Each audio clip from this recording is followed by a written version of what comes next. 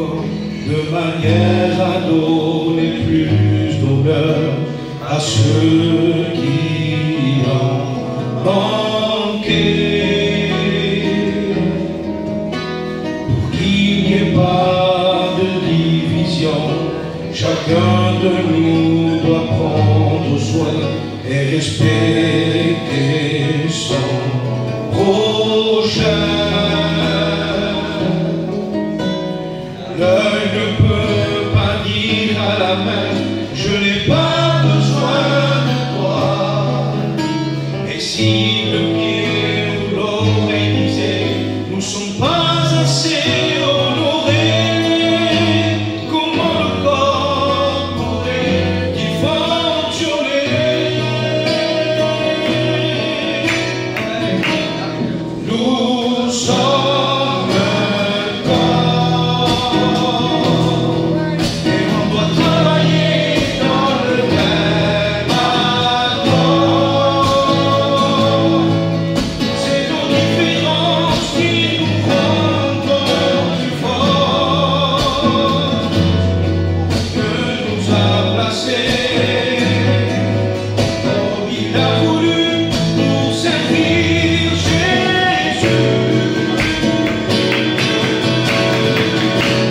C'est dans l'unité et dans la communion qu'il faut travailler. Les gens méprisés, il faut les entourer. Honorons chacun, supportons les faits, tendons leur la main.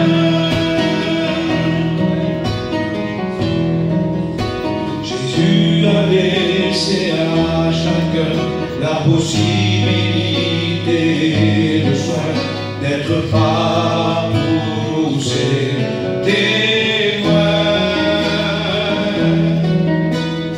Il ne faut pas mettre de côté, négliger ou même enterrer le talent qu'il nous a donné. Car la moisson est tellement grande, mais il y a peu d'ouvriers. Jésus compte sur nous, il faut être ensemble. Personne ne doit être ignoré, mais dans tout notre cœur, à servir le Seigneur, consacrons-lui toute notre vie. Nous sommes un corps et on doit travailler dans le même accord. C'est nos différences qui nous rendront plus forts, que nous a placés comme il a voulu pour servir Jésus. C'est dans l'unité et dans la communion qu'il faut travailler. Les gens méprisés, il faut les entourer. Honorons chacun, supportons les faits, tendons leur la main.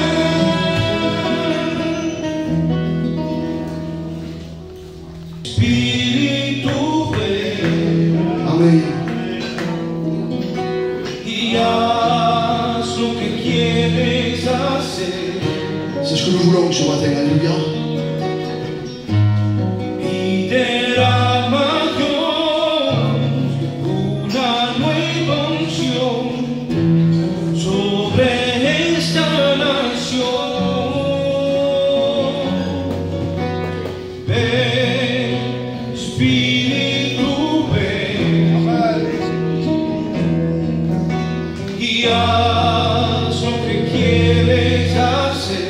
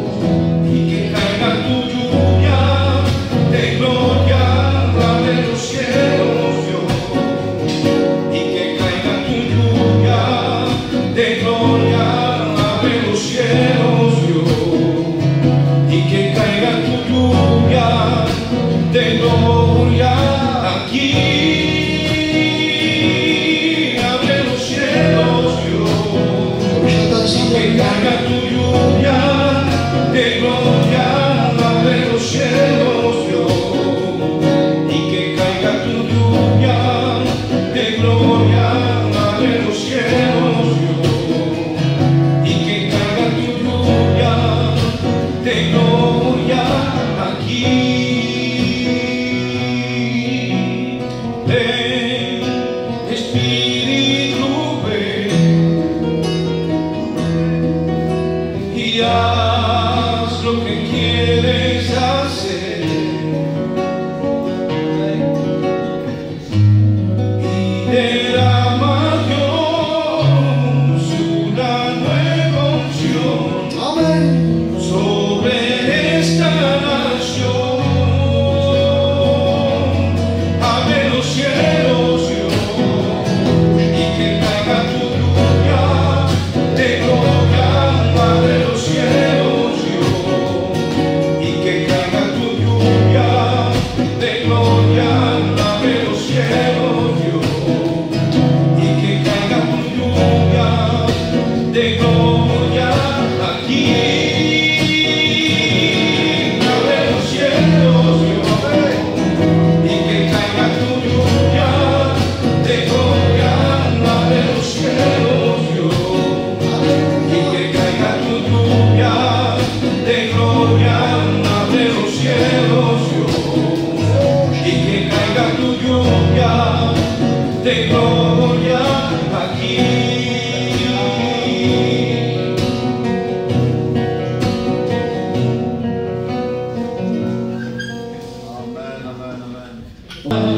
Que está sentado en el trono y al que vive para siempre, siempre, sea la gloria, sea la honra y el poder, sea la gloria, sea la honra y el poder.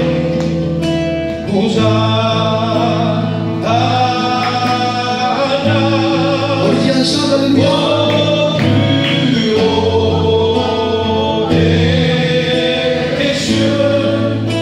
Que notre roi soit glorifié.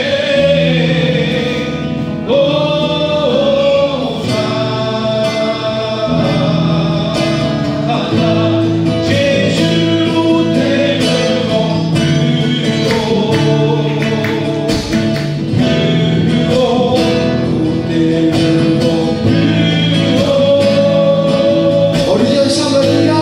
Jésus, nous t'élevons plus haut, plus haut, nous t'élevons plus haut, majesté, Alléluia. Aïe la majesté, à Jésus sois louange, honneur et gloire, majesté, Aïe la majesté, à Jésus sois louange, honneur et gloire.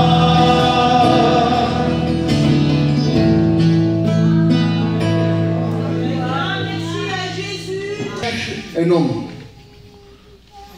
Nous vivons des temps où Dieu cherche un homme. De tout temps, dans l'histoire de la Bible, Dieu s'est cherché des hommes. Et nous vivons des temps particuliers, des temps où nous sentons une oppression sur nos vies, de l'adversité sur l'Église du Seigneur, un temps où bien sûr nous voyons que le combat se fait de plus en plus difficile concernant notre foi, concernant notre obéissance, notre engagement avec Dieu, mais Dieu se cherche un homme. Et j'aimerais qu'au travers de ce grand homme de Dieu qui était David, nous puissions comprendre pourquoi David était l'homme de la situation en son temps. Il était l'homme qui correspondait aux besoins que Dieu cherchait en son temps. De tout temps, il a eu des besoins dans l'œuvre de Dieu. De tout temps, il y a eu de l'adversité contre le peuple de Dieu. Et dans tout temps, Dieu a cherché et a trouvé un homme qui avait les qualités et les caractéristiques eh bien, qui pouvait eh bien, être utile entre ses mains pour renverser la vapeur. Et nous vivons des temps où nous avons besoin que l'ennemi n'ait plus d'avantage sur nous, mais nous vivons des temps où il faut que nous puissions être ces hommes que Dieu et ces femmes que Dieu cherche. Est-ce que ce matin, nous voulons rentrer dans le fil du message? Est-ce que ce matin, déjà, nous voulons disposer nos cœurs et que ce matin, nous puissions écouter dans un état de prière en disant, Seigneur, je ne sais pas quels sont les critères que tu veux eh bien, pour les temps dans lesquels je vis, mais Seigneur, je veux dès maintenant, avant que le message commence, je veux que mon cœur soit déjà disposé eh bien, à être cet homme et cette femme qui va rentrer dans ta volonté. Alléluia. On va lire un chapitre, 1 Samuel, chapitre 13, verset 14. On va commencer à partir du verset 13. Samuel dit à Saül, tu as agi en insensé. Tu n'as pas observé le commandement que l'Éternel ton Dieu t'avait ordonné. L'Éternel aurait affermi pour toujours ton règne sur Israël. Et maintenant ton règne ne durera point. L'Éternel s'est choisi, et le texte littéral dira, l'Éternel s'est trouvé. C'est trouver un homme selon son cœur. Et l'Éternel l'a destiné à être le chef de son peuple, parce que tu n'as pas observé ce que l'Éternel t'avait commandé. Amen. L'Éternel s'est trouvé, parce que l'Éternel cherche. Et au temps où David et Saül vivaient, eh bien, il y avait un besoin particulier par rapport au peuple de Dieu, parce que les Philistins, le peuple ennemi de Dieu, eh bien, avaient le dessus sur Israël. Pourquoi? Parce que Saül avait abandonné, eh bien, la première place qu'il devait à Dieu dans son cœur n'y était plus. Et puis parce que l'homme que Dieu avait choisi ne croyait pas que Saül, Dieu a choisi le pire en son temps. Non, Saül était le meilleur homme que Dieu avait choisi en son temps. Dieu n'avait pas triché, Dieu n'avait pas faussé les cartes. Au temps où un homme devait régner dans tout Israël, le meilleur qu'il y avait, c'était Saül. Ce n'était pas un choix j'allais dire un second choix, non, c'était le premier choix de Dieu. La preuve, c'est que Samuel lui dit, si tu aurais observé les commandements, l'Éternel aurait affermi pour toujours ton règne sur Israël. Et parce que Saül n'a pas su garder ses commandements, n'a pas su garder la parole de Dieu, n'a pas su garder Dieu dans la première place dans son cœur, alors, petit à petit, eh bien, l'onction l'a quitté, la présence de Dieu l'a quitté. C'était un homme qui ne vivait plus selon l'esprit, mais c'était un homme qui vivait selon la chair. Et je voudrais vous dire ce matin, eh bien, que Dieu cherche un homme. Un homme qui va, eh bien, correspondre aux critères de Dieu.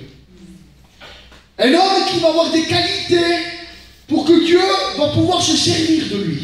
Je voudrais vous dire que du temps de David, c'était quand même particulier, parce que même l'ennemi cherchait un homme. Goliath cherchait un homme. Il va dire, n'y a-t-il pas un homme parmi vous? Choisissez un homme parmi vous qui soit capable de me résister, qui combattra contre moi. Et s'il me gagne, eh bien moi et mon armée, nous nous inclinerons devant l'armée d'Israël. Mais si je suis victorieux, eh bien Israël s'inclinera devant moi. Et puis l'ennemi avait une telle assurance, avait une telle dominance sur le peuple de Dieu, qu'il était quasiment sûr eh bien qu'il n'y avait aucun homme en Israël qui avait les critères et les qualités pour lui résister en face. Et nous vivons des temps, malheureusement, où nous sentons qu'il y a des temps d'oppression, des temps d'adversité, et des temps où dans certains domaines l'ennemi a réussi à nous vaincre. Il nous a vaincus dans notre engagement, il nous a vaincus dans notre enthousiasme, il nous a vaincus dans notre zèle, il nous a vaincus dans notre consécration. Mais je bénis Dieu, parce que ce matin, Dieu se cherche un homme. Un homme, la Bible dira, qui est selon son cœur. Nous allons lire un passage dans Actes chapitre 13, versets 22 à 23, pour que vous compreniez bien le mot qui a été employé dans l'Ancien Testament, choisi, n'est pas le meilleur mot. Le meilleur mot, c'est trouver. Parce que vous savez, selon le mot qu'on prend, eh bien, on peut se dire, mais de toute façon, Dieu a choisi, c'était dans son plan souverain. Et c'est moi vous dire que non. Dieu cherche. C'est-à-dire que Dieu ne choisit pas souverainement. Non, Dieu cherche. C'est-à-dire qu'il cherche des qualités dans un corps. Amen. Puis, l'ayant rejeté, il leur suscita pour roi David, auquel il a rendu ce témoignage. J'ai trouvé David, fils d'Isaïe, homme selon mon cœur, qui accomplira toutes mes volontés. Retenez le texte, il ne dit pas qu'il accomplira toute ma volonté, mais qu'il accomplira toutes mes volontés. Gloire au Seigneur. On peut devenir un homme selon le cœur de Dieu à une seule condition. Eh bien, c'est que Dieu opère en nous un miracle, le miracle de la nouvelle naissance. Un miracle qui Dieu opère dans nos vies et qui n'est pas dans notre mesure, que nous, on ne peut pas produire. On ne peut pas changer sa nature, on ne peut pas changer ce qu'on est, mais si toutefois on laisse Dieu agir par son esprit dans notre corps, et si on lui laisse la place en lui disant, Seigneur, je veux être cet homme régénéré, je veux être cet homme de l'esprit, je veux être cet homme qui sait pertinemment au-dedans de lui qu'il n'est pas capable, mais qui ne met pas ses forces en lui, mais qui met ses forces dans l'éternel, en disant, Seigneur, je sais que moi je ne suis pas capable, mais je sais que toi tu es capable de me rendre capable.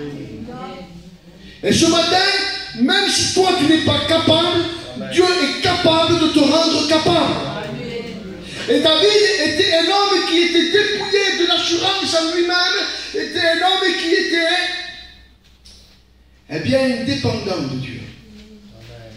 Et nous allons voir, j'ai posé une question, je me suis posé une question à moi-même. Quelle était la raison pour laquelle Dieu a trouvé David?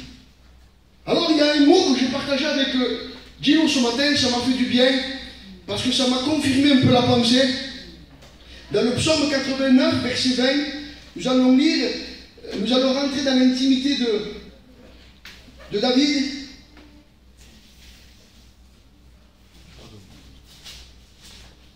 Et David dévoile quelque chose. Il dit quelque chose. Et ça m'a fait du bien ce matin. Et je voudrais, Seigneur, être cet homme que Dieu élève. Psaume 89, verset 20. Alors tu parlais dans une vision à ton bien-aimé. Et tu dis, j'ai prêté mon secours à un héros que j'ai élevé du milieu du peuple, un jeune homme. J'ai trouvé David, mon serviteur. Je le loin de mon huile sainte. Et vous savez, le mot élevé, à première vue, quand on le lit, on peut se tromper sur ce mot. Parce que nous, et moi jusqu'à maintenant, quand je lisais ce mot, et je voudrais qu'on le reprenne, j'ai élevé du milieu du peuple. J'ai élevé du milieu du peuple. Et puis quand on lit ça, je ne sais pas si vous comprenez comme moi, mais ça veut dire que Dieu a choisi un homme du peuple pour le lever. Non, c'est pas ce que le texte dit. Il dit, j'ai élevé du milieu du peuple. Et le mot élevé veut dire, j'ai éduqué quelqu'un. J'ai enseigné quelqu'un, comme un père élève ses enfants. Sous Tchikat, David, je l'ai élevé, j'étais pour lui comme un père. Et la qualité première, la qualité que Dieu a aimée en David, c'était que c'était un homme qui se laissait enseigner. Il était un homme qui se laissait éduquer. Il était un homme qui était toujours à l'écoute de Dieu et qui n'était pas un cœur orgueilleux, il était un cœur humble. Et ce matin, que Dieu fasse qu'au milieu d'entre nous, nous soyons ces hommes et ces femmes qui se laissent élever par Dieu, qui sont à l'école de Dieu, qui sont à l'écoute de Dieu. Saül ne s'était détourné de Dieu. Saül ne se laissait plus enseigner par Dieu, ne se laissait plus éduquer par Dieu. Mais David avait cette qualité, et c'était la qualité que Dieu cherchait en ce temps-là, un homme qui se laissait élever, un homme qui se laissait enseigner, un homme qui se laissait éduquer, un homme qui se laissait reprendre, et un homme qui agissait selon la volonté de Dieu. Et je voudrais vous dire ce matin que les critères que Dieu cherchait au temps de David, eh bien, ce sont toujours les mêmes critères que Dieu recherche dans nos jours et dans nos temps. Dieu cherche un homme qui se laisse enseigner. Un homme, il dit, j'ai cherché parmi tout le peuple d'Israël, j'ai cherché parmi la tribu de Juda, j'ai cherché parmi la tribu de Ruben, j'ai cherché parmi les 12 tribus, et aucun homme, dira Dieu, il n'y avait pas un homme qui avait cette qualité. C'était la qualité première de David. Il se laissait enseigner. Il y a un proverbe qui dit, un homme a dit un jour, celui qui a fini d'apprendre, il a fini de vivre. Et quand on a fini d'apprendre dans les choses de Dieu, eh bien la vie ne circule plus. Parce que la vie de Dieu en nous, c'est une vie d'apprentissage perpétuel. C'est un vie de brisement constant. Ce qu'on croit acquis sur le moment, et je reviendrai sur ça tout à l'heure, quand il est écrit dans le Acte chapitre qu'on vient de lire, où il est écrit, il a accompli toutes mes volontés. C'est important, ce pluriel. Il a accompli non pas ma volonté, mais il a accompli toutes mes volontés. Et c'était un homme qui était capable, eh bien, d'accomplir toutes les volontés de l'Éternel. Ce matin, que Dieu, c'était la qualité qu'avait Jésus. Ésaïe 53, il dit, il s'est élevé comme une faible plante. Il s'est élevé. Et le mot élevé encore, ça veut dire, il s'est laissé éduquer. Il s'est laissé enseigner. Il a appris l'obéissance. Jésus a appris l'obéissance.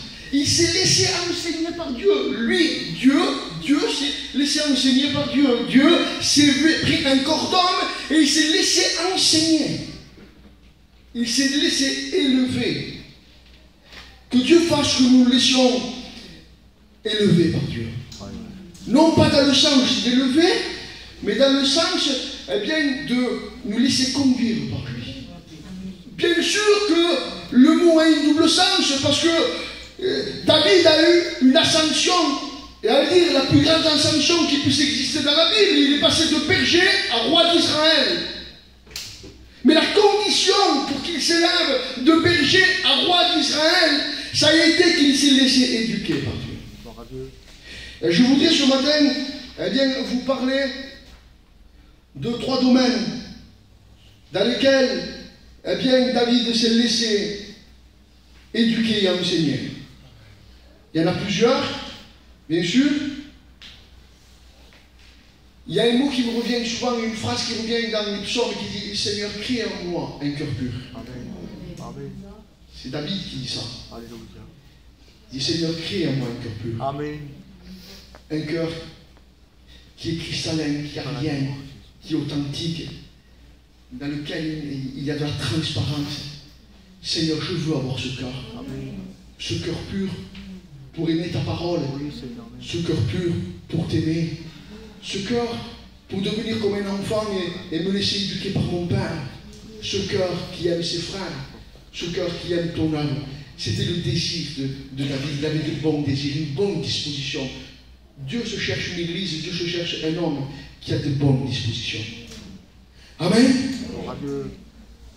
Il s'est laissé conduire dans l'obéissance de la parole de Dieu. 2 Samuel chapitre 6. Vous connaissez cette histoire.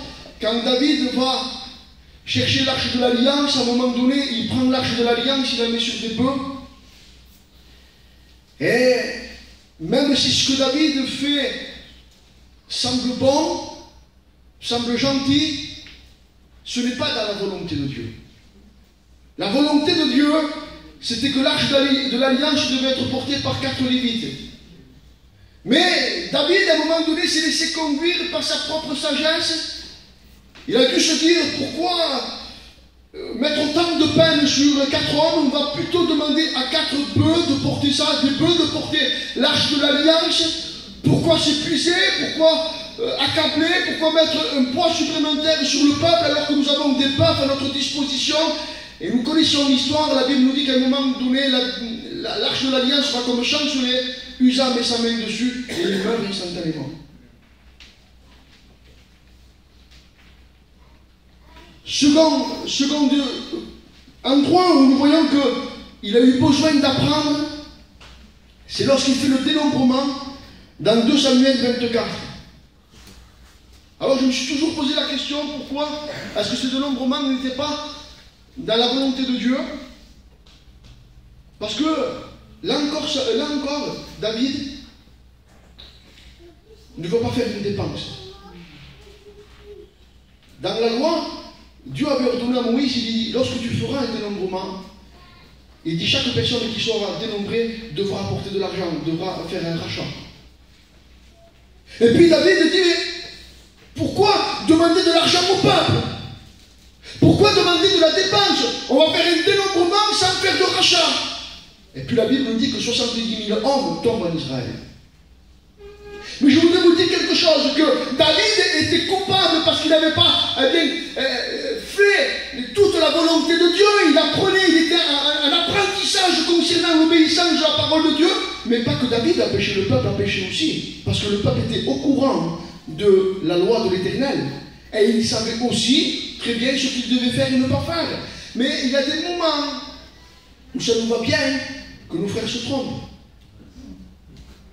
Ça nous va bien que nos frères ne soient pas dans la volonté de Dieu, parce que quelque part on se met sur leur coupe en disant, eh bien si lui se trompe, je suis soumis, et ce que je fais ce que l'autre est au-dessus de moi, donc c'est pas moi qui est responsable. Laisse-moi te dire que non. Tu connais la loi de l'Éternel. Et puis le peuple aurait pu très bien dire, écoute David, tu fais un dénombrement, pas de problème, c'est permis par la loi, mais il faut que nous te donnions ce que la loi demande de te donner. Je vais vous dire quelque chose, quand on s'engage à obéir à Dieu, quand on s'engage à vivre une vie d'obéissance à la parole de Dieu, on perd. Il dit, celui qui voudra me suivre, Jésus perdra sa vie. Et David avait du mal dans ce domaine en disant, mais pourquoi transpirer, pourquoi dépenser? Et il a dû apprendre dans son cheminement avec Dieu que celui qui veut devenir un disciple, celui qui veut devenir un homme de Dieu, un homme que Dieu cherche, ça doit être un homme qui dépense dans l'œuvre de Dieu. Un homme qui va perdre dans l'œuvre de Dieu, qui va perdre de ce qu'il est, de ce qu'il a, qui va souffrir dans l'œuvre de Dieu, parce que, vous savez, nous, on zappe souvent la souffrance, on aime bien l'amour, on aime bien la gloire, on aime bien la richesse, on aime bien la prospérité, mais Dieu dit aussi, quand tu obéiras, tu souffriras. Tu perdras ta vie. Et aujourd'hui, on vit un évangile où Dieu n'arrive pas à trouver un homme, où Dieu n'arrive pas à trouver une église. Parce que très peu veulent perdre, très peu veulent dépenser. Mais je bénis Dieu ce matin. Parce que je veux être cet homme qui, comme David, il va dire à un moment donné, 1 Chronique 15 et 13, il dit, j'ai péché contre l'Éternel. C'était un homme qui reconnaissait ses erreurs. Il n'était pas un homme endurci. Il était un homme que lorsque l'Éternel lui parlait, il avait cette qualité. Il savait reconnaître ses erreurs. Et ce matin, que Dieu trouve cette qualité en nous. Que nous soyons ces hommes et ces femmes qui savent reconnaître leurs erreurs. Non pas ceux qui veulent être intouchables. Et David était appelé l'homme selon le cœur de Dieu, mais pourtant on voit bien que dans sa vie, il y a eu des failles dans le domaine du péché. Il n'a pas été parfait dans le domaine de sa vie. Et à un moment donné, il a fait des erreurs, il a péché contre l'Éternel, mais la qualité que Dieu aimait, c'est qu'il se repentait et qu'il reconnaissait. Lorsque la vérité venait à lui, il ne se braquait pas contre la vérité. Il ne refusait pas la vérité. Il aimait la vérité. Et à chaque fois qu'il a fait une erreur, qu'il a péché contre l'Éternel, il s'est repenti. Ce matin, je ne sais pas ce que Dieu te reproche. Je ne sais pas ce que tu gardes dans ton cœur depuis des mois, des années. des semaines peut-être, et tu te dis, oui, Dieu le voit, Dieu le sait, Dieu connaît, que ça me coûte et que c'est dur. Non, non, non. Dieu ne nous a jamais dit que faire sa volonté serait facile. Il a dit que celui qui veut me suivre porte sa croix. Et à un moment donné, il y a des croix que Dieu nous demande de porter. Et on n'a pas le droit de refuser la croix que Dieu nous demande de porter. Si on veut être appelé disciple. Le deuxième domaine dans lequel David était obéissant dans la vie de Dieu, c'était la vie de l'esprit. David, c'est l'homme de l'onction. Il a appris à être un homme de l'esprit. La première onction qu'il a reçue, c'est dans 1 Samuel, chapitre 16, verset 13. Et la Bible nous dit, David fut loin au milieu de ses frères. Et cette onction qu'il a reçue au milieu de ses frères, eh bien, c'est la première étape dans sa vie de l'esprit. Quand il a reçu cette onction, il a été capable dans le secret de faire des exploits. Il a déchiré le lion, il a arraché de la gueule de l'ours la brebis. Il a combattu Goliath. La Bible nous dit qu'à un moment donné, le premier royaume que j'ai aimé ce texte, je vais vous le lire. 1 Samuel 22. À un moment donné, David se retrouve entouré d'hommes, et quand on lit les critères de ces hommes-là, c'est des hommes qui étaient endettés, des hommes qui étaient mécontents, et des hommes qui étaient dans la dépression. Voilà les premiers hommes desquels s'est occupé David. Il a grandi dans la vie de l'esprit en comprenant qu'avant de devenir roi, il fallait qu'il devienne le berger, il fallait qu'il devienne... Et Dieu est en train de lui dire dans son école, écoute David, tu veux devenir roi, tu es l'homme selon des critères, mais attends, si tu es capable de t'occuper de ces 400 hommes dépressifs, endettés, et qui sont en quelque sorte rebelles, si tu es capable de les supporter et de les rendre meilleurs, alors tu auras le royaume d'Israël. Et je voudrais vous dire quelque chose que nous voulons, la bénédiction. La Bible dira dans l'Épître aux Romains, chapitre 2, verset 12, verset 2, faites ce qui est bon, ce qui est agréable, ce qui est parfait. Et nous, des fois, on peut s'arrêter à ce qui est bon. C'est pour ça que Dieu dit de David, il a accompli toutes mes volontés. Non pas la volonté de la parole de Dieu, parce que la parole de Dieu reste la parole de Dieu. Mais peut-être moi Dieu me veut ici, et dans 2 ans, dans 1 an, dans 6 mois, Dieu me veut ailleurs. Et je peux m'arrêter en disant non, j'ai été pasteur de l'église de Tarascon, c'est bon. Mais Dieu m'appelle à quelque chose de bon, mais Dieu m'appelle à quelque chose d'agréable. Et Dieu m'appelle à quelque chose de parfait. Et Dieu va dire de David, il est l'homme qui a accompli toutes mes volontés. Quand j'ai voulu qu'il soit berger, il a été berger. Quand j'ai voulu qu'il s'occupe de 400 hommes rebelles, méchants, dépressifs, endettés, il s'en est occupé. Quand il a reçu la seconde onction, la Bible nous dit que il est devenu le chef de Juda. Il a été aussi chef de Juda. La troisième onction qu'il a eue, il a reçu en tant que roi d'Israël. Et tous les anciens, la Bible dit, approuvèrent de cette onction et lui redonnèrent l'onction royale. Et là encore, il a accompli la volonté de Dieu. Mais David était insatiable.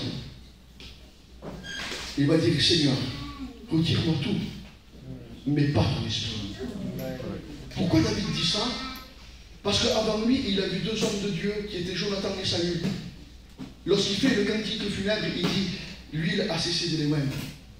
Et il connaissait l'importance de l'onction de Dieu dans sa vie. Quand l'onction a cessé de oindre Jonathan et quand l'onction a cessé de oindre Saül, ils sont morts. Et il avait tellement compris l'importance de l'obéissance à la parole de Dieu et de l'onction qu'il va dire, Seigneur, ne me retire pas ton esprit.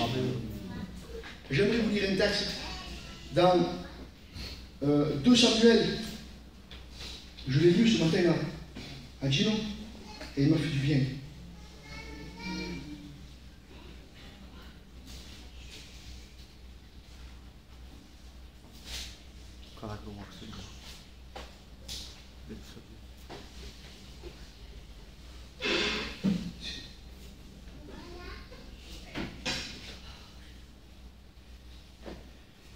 Je suis encore faible. C'est David qui parle. Quoi que j'ai reçu, écoutez bien cette parole, je suis encore faible. quoique j'ai reçu l'onction royale. David, tu as été loin, David. Tu as accompli toutes mes volontés, David. Tu as été berger, tu t'es occupé de 400 hommes rebelles, tu t'es occupé de la tribu de Juda. David, maintenant tu es roi d'Israël, il dit, quoique j'ai reçu l'onction royale, je suis encore faible. Que les victoires que nous avons eues hier ne nous fassent pas croire qu'elles vont nous permettre de remporter la victoire de demain. David avait compris qu'il avait constamment d'un besoin d'un renouveau spirituel et d'un temps de rafraîchissement dans son cœur. Il avait besoin de demeurer constamment sous l'onction de Dieu parce qu'il savait très bien que quand l'onction le quittait, il n'était qu'un homme normal, mortel. Et je me suis posé la question, Seigneur, je disais, mais quelle est la condition, comment recevoir avec cette onction? Psaume 23, il dit, quand je passerai dans la vallée de l'ombre de la mort, il dit, tu vois une l'huile ma tête. On va le lire ensemble. La condition pour qu'on reçoive l'huile, c'est de passer par l'ombre de la vallée de la mort. Vous savez, nous, souvent on lit le psaume 23 quand une personne est décédée. Quand je passe dans la vallée de l'ombre de la mort, ta houlette, ton bâton, mon soutien, on dit ça. Mais David, lui, le lit dans un contexte où il était abandonné de tout le monde et persécuté par tout le monde. Et pour lui, les temps où il vivait, c'était la vallée de la mort. Mais c'est la condition pour recevoir l'onction. La condition pour recevoir l'onction, eh bien, c'est de ne pas regarder la dépense. C'est une vie de consécration, une vie de renoncement, une vie de piété, une vie où on se laisse élever par Dieu. Et être élevé par Dieu, c'est perdre Jonathan. David a perdu Jonathan à un moment donné. C'est perdre sa compagne, il a perdu Michal. Elle a méprisé dans son cœur, parce que lorsque l'arche de l'alliance était là, la Bible dit qu'il se réjouissait. Et elle a méprisé dans son cœur. Recevoir l'onction, être l'homme selon le cœur de Dieu, être l'homme de la situation, être celui qui va apporter un renouveau dans son foyer, avec sa compagne, avec ses enfants, dans l'église, autour de nous, eh bien, demande un renoncement et une consécration. Et je voudrais vous dire que ce matin, c'est ce à quoi Dieu appelle l'église.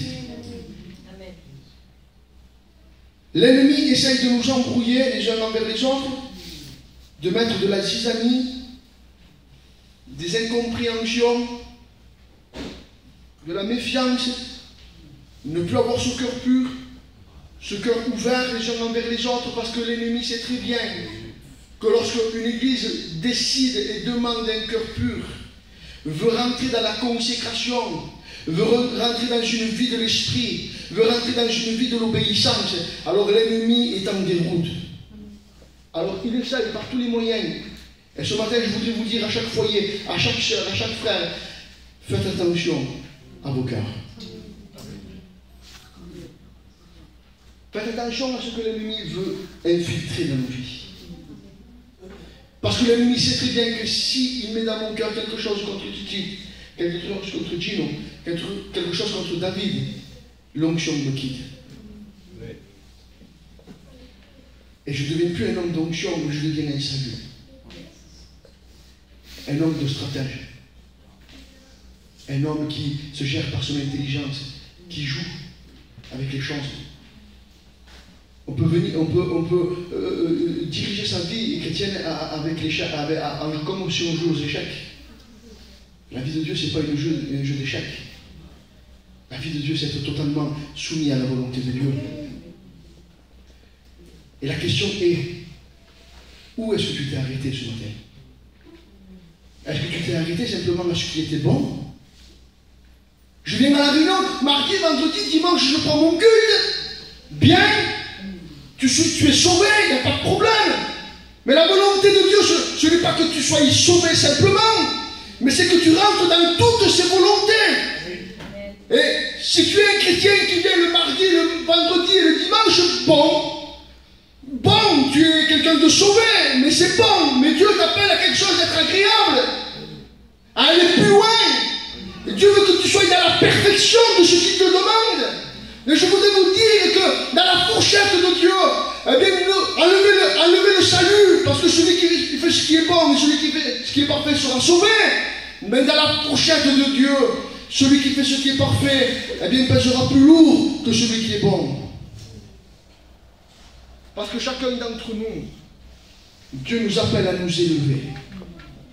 La vie de Dieu n'est pas une vie où on stagne. La vie de Dieu est une vie de brisement et de progrès continuel. Et ce matin, Dieu ne t'appelle pas simplement à être un chrétien du mardi, le vendredi et du dimanche, c'est bon déjà, mais Dieu veut que ce soit plus. David, tu as vaincu Goliath. David, tu as vaincu l'ours, tu as vaincu le lion, c'est bon David, maintenant je t'appelle à quelque chose de meilleur. Je veux que tu sois agréable. Tu vas devenir roi de Juda. C'est bon Seigneur déjà. J'ai vaincu Goliath, l'ours, le lion, mes frères, mon oncle. Seigneur, je suis le peuple choisi, je suis le chef du peuple choisi, Juda. Je dis non, non, non, non. Maintenant je veux que tu sois dans la perfection de ce que je t'ai demandé. Ce matin, Dieu nous demande des choses dans lesquelles nous devons rentrer. La troisième chose dans laquelle Dieu l'a élevé, c'est dans le domaine de la foi. David était un homme de foi. Il était un homme qui dépendait de Dieu totalement. Il va dire, tu es mon rocher, ma forteresse, tu es celui sur qui je m'appuie. Quand tous m'abandonnent, Seigneur, toi seul reste. Il était l'homme qui, vous savez, parce qu'au plus on va vouloir devenir un homme qui est dans la volonté de Dieu, au plus on va perdre. Et David a perdu. Il a perdu son entourage, il a perdu tout ce qui est autour de lui. Il s'est retrouvé un peu seul avec Dieu. Non pas qu'il n'avait pas besoin des autres, il aurait voulu que les autres l'aident. Mais à un moment donné, quand on veut rentrer réellement dans la parole de Dieu, réellement dans la volonté de Dieu, on perd. On perd. Ce matin, Dieu nous demande de perdre pour ensuite gagner. Et dans la vie de Dieu, on ne peut pas tout gagner. On ne peut pas gagner sur tous les points. Nous, on voudrait gagner en tout. On voudrait gagner dans le monde, gagner dans le spirituel, gagner avec nos enfants, gagner avec notre compagne, mais Dieu cherche des perdants. Dieu ne cherche pas des gagnants. Alors ce matin, je ferai un appel. Qui veut être cet homme, cette femme que Dieu cherche? Qui ce matin veut perdre? Qui ce matin veut renoncer? Si ce matin des gens le voudraient, et je voudrais que la question soit réfléchie, soit mûrie, parce que ça veut dire que je m'engage à rentrer dans toutes les volontés de Dieu. Je m'engage à être à l'écoute de Dieu. Je m'engage à ce que ma vie soit sous le commandement total de Dieu.